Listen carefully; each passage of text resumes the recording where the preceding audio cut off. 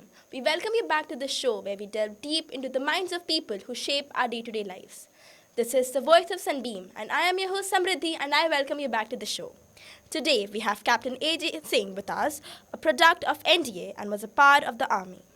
Sir, has been in education for the past 35 years and especially in residential schools. Sir set up a school which started with 6 rooms and 18 children.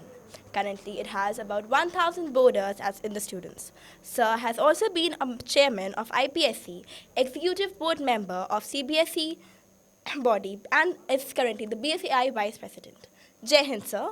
Jai Hind. I seek your Samriddhi, Jai Hind. I seek your permission to start the podcast. Please.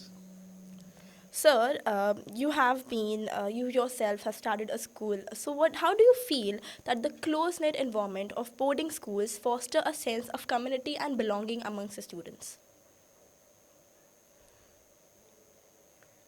See, uh, it's the ultimate result of community building among students. It's not the primary aim.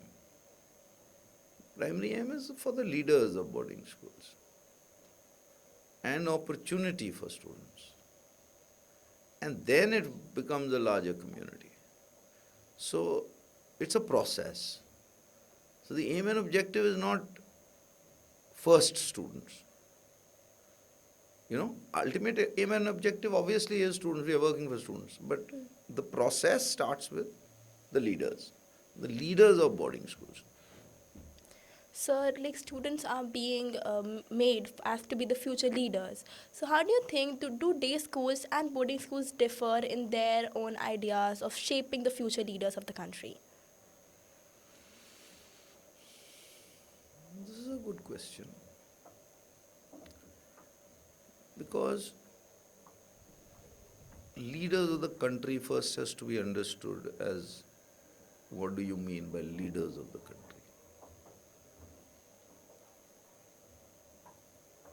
If you say that a minister and a politician, etc., are leaders of the country, then the definition is different.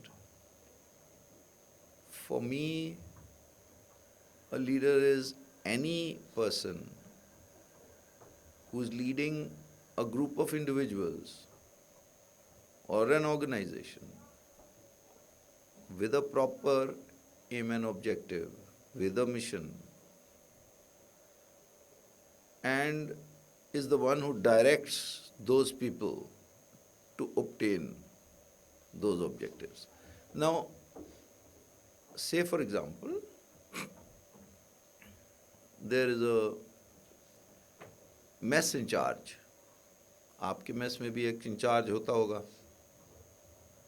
तो उसके पास उसके नीचे 10-12 cook होंगे, 10-12 helper होंगे, 2 सफाई कर्मचारी होंगे, कुछ और लोग भी होंगे, स्टोर कीपर होगा, कोई गाड़ी वाला होगा जो गाड़ी से सामान लेके आता है. तो उन सारों को मैनेज करने के लिए he is a leader. So leadership starts from every rung and then goes up till the person who's leading the country. So leaders are built from all schools. They're not just built from boarding schools or day schools. Sir, but do you believe like that they said that boarding schools they do foster a sense of independence because they are away from their families? So, what is your Yes. point of view in that? If you take the ratio proportion of how well students from the boarding schools have done vis-a-vis comparatively to the day schools, the boarding schools will win, hands down. Reason being, say if you count one good boarding school, say I take where I studied, Lawrence School Sana, or the Mayo College, or say they've been existing from 450 years. Now, they would have passed out how many children? 100 a year? 150 साल on an average, even if you take the whole 15,000 बच्चा total school में पूरे 150 साल में 15,000 बच्चा आधा Sunbeam half of sunbeam only half of sunbeam is the whole history of Mayo College. Now how many IAS officers, how many generals, how many politicians, how many people has that 15,000 produced, and how many has half of Sunbeam produced? I can definitely say the boarding school would have produced more.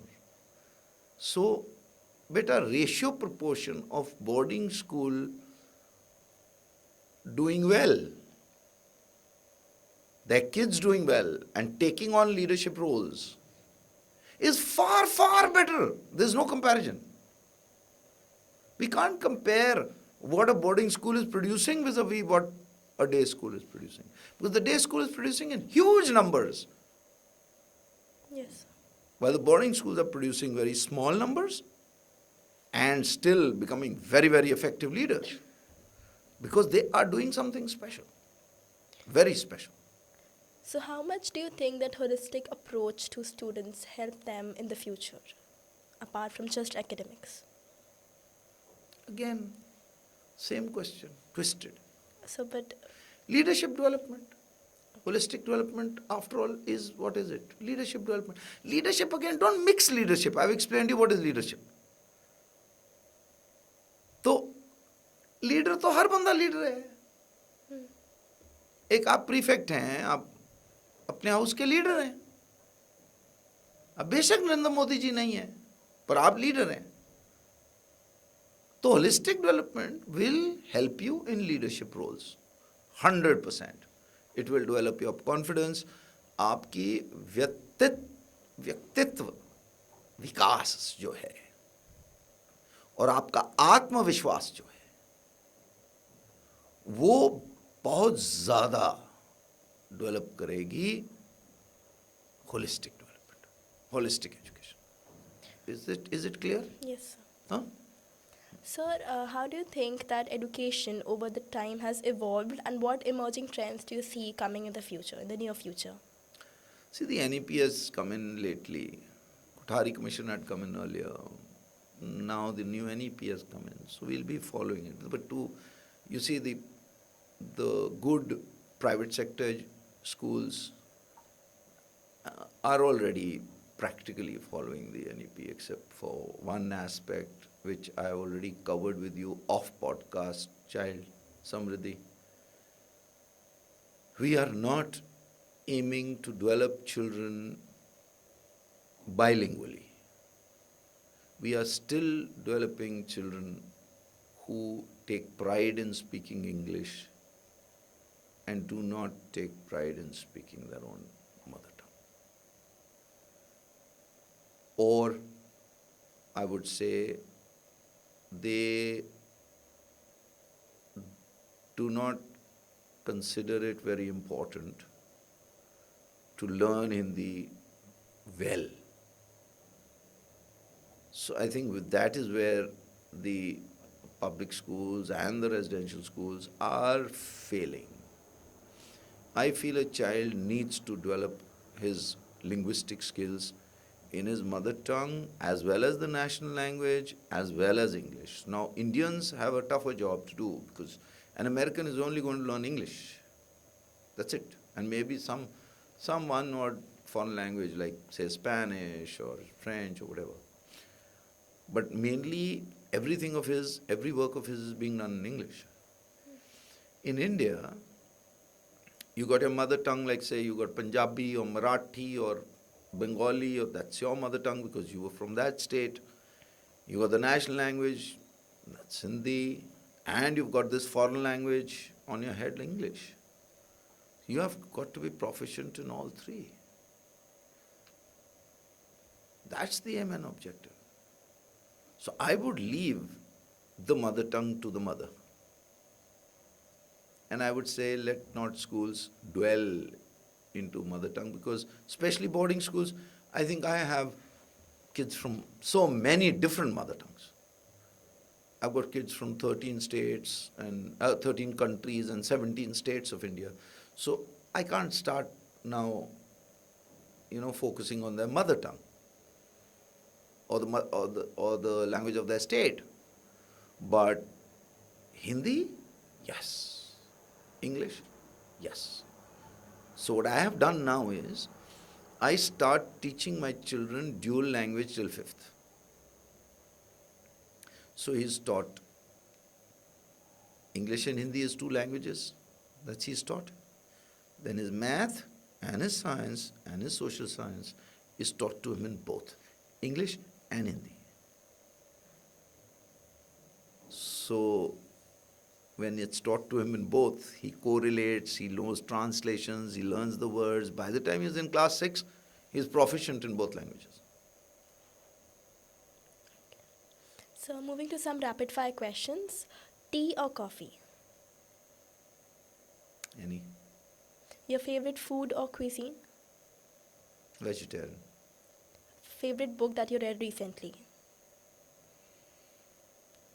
Recently, I have not read for some time, but Vivekananda's Yogi. That was one book which I read, but Ayn Rand's Fountainhead I read, but that was about a year ago. I've not read any book recently. I've been very, very busy and traveling, so yes, I should be reading like more children. Favorite genre of music? Pardon? Favorite genre of music? Oh, you'll find me a very, very non-musical person. So I don't hear or listen to music except for Gurbani, which is the Shabad Kirtan. Apart from that, I don't listen to music. Neither English, neither Hindi. Any hobby that you would like to nourish? Again, beta, hobbies we've nourished as children. If you could. I've been a painter, I was an artist, I used to do leather work, bamboo work, batik work, I used to carpentry. I did a lot of hobbies. And clay modeling. So I'm trying to put those hobbies into my children now. But I don't follow them now because I don't get the time for it. And I would love to read. I'm not finding the time for it. But actually, no, I would be incorrect in saying don't find the time. Now it's become more of watching television a little in the evening. And reading has become a dying habit, which you pushed me into thank you very much. I better now start reading a few books more. I've got a lot of books pending to read, but I've not read them. So as we end the podcast, any motto or philosophy that you live by and would want other students or educators to know and follow it too? I would say be true to yourself, be true to your children, be true to your staff, be true to your employees, be true to your parents, be true to your gods. And if you are truthful to everybody, nothing can go wrong. This was surely an enriching conversation with you. Thank you for sparing your time today with us, sir. Thank you so much. Thank you. Thank you so much. Thank you, Samriddhi. Thank you very much for calling me here. And it's been a pleasure talking to you. And thank you for waking me up and saying, read some books.